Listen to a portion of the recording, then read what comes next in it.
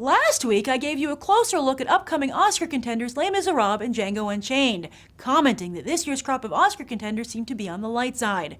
Well, a few of you commented that wasn't the case, so I decided to do some digging. Thus, here's an early look at how the 2012 Oscar season is beginning to take shape. Now, while Oscar contenders usually come out in the fall, sometimes when voting, the Academy will actually remember a movie that came out more than 3 months ago, as they've done recently with The Hurt Locker, Winter's Bone, A Better Life, and Midnight in Paris. In fact, with 3 of those 4 movies garnering some serious Oscar buzz, releasing small films in the spring and summer has become a bona fide award strategy, especially for lighter, more bubbly fare.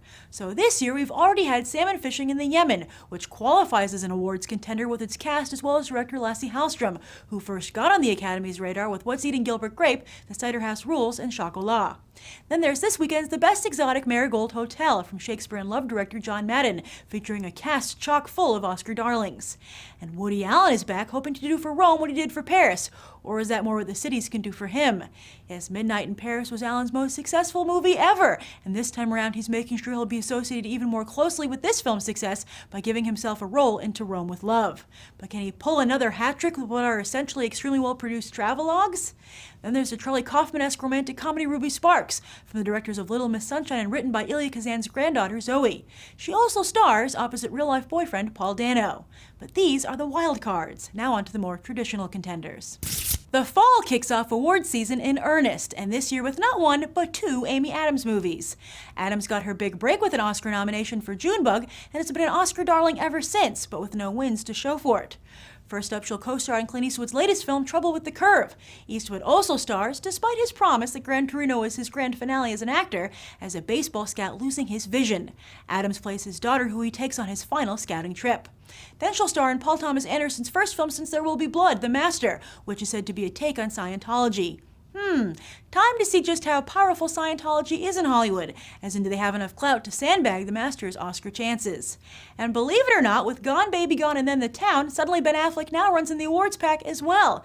His latest effort, Argo, is based on the true story of how the CIA created a fake science fiction movie to help free American hostages from Iran.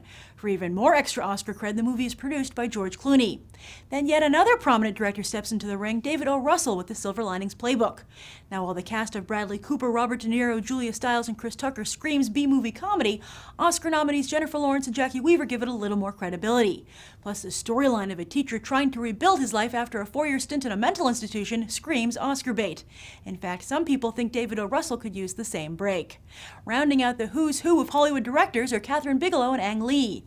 As the first woman to ever win the Oscar for Best Director, Bigelow has high expectations weighing down at her follow-up film to The Hurt Locker, Zero Dark 30. She's playing it safe in that this is another war flick, yet taking a risk by depicting the politically and emotionally charged killing of Osama bin Laden. With Lee, he's adapting Jan Martel's spiritual fantasy adventure novel Life of Pi in 3D. Hugo in 3D was close but no cigar when it came to the Oscars, but obviously successful enough in that it's got highbrow directors interested in the technology. And while last year Leonardo DiCaprio stumbled with his portrayal of J. Edgar Hoover, Bill Murray is going to see if he can tackle another historical figure, Franklin D. Roosevelt. The film is severely lacking in pedigree, but such a serious turn from Murray could really win over the Academy. So those are the art house contenders. Now let's take a look at what the major studios have planned for Oscar. After Bridesmaids' surprising recognition by the Academy, 2 new comedies are keen to see if they can close the deal this year. One is This Is 40 from Judd Apatow. A spin-off of the film that first cemented his career, Knocked Up, Apatow tells what one can only assume is an autobiographical tale, as This Is 40 stars his entire family, with Paul Rudd standing in for Apatow. Can Apatow succeed here when he failed so miserably with his last serial comedy, Funny People? Then Billy Crystal steps off the Oscar stage and potentially into the audience of industry hopefuls with Parental Guidance. Crystal hasn't starred in a film for a decade, but promisingly reteams here with his City Slickers writers Babalu Mandel and Lowell Gans. The duo also wrote Parenthood, and Parental Guidance is sort of an update as grandparents Crystal and Bette Midler find themselves having to help raise their grandkids, only to realize how much parenting has changed. Then there's the big guns, like Peter Jackson's The Hobbit. Will the Academy feel they've already given Middle-earth their due? Meanwhile, Universal is playing the musical card with Les Mis, which has all the right notes of an Oscar winner, yet could also be accused of trying too hard. Quentin Tarantino also returns with another pulp version of history, Django Unchained. While his Inglourious Basterds was largely ignored by the Academy, it'll be much more difficult for them to sideline pretty much the first film to directly address slavery in an uncensored manner. Finally, Baz Luhrmann hopes to recapture his Moulin Rouge success with his version of The Great Gatsby. Not only should the flick itself be an Oscar contender, but between this and Django Unchained, DiCaprio will be sporting some pretty Oscar-rific hair, and perhaps his best chances yet to finally take home the gold. So what do you think of these Oscar contenders? Which ones do you think have the best shot, and which ones are you the most excited to see in theaters? Be sure to share your thoughts down below. I'm Grace Randolph, and this has been a Movie Bite. You can watch more right now.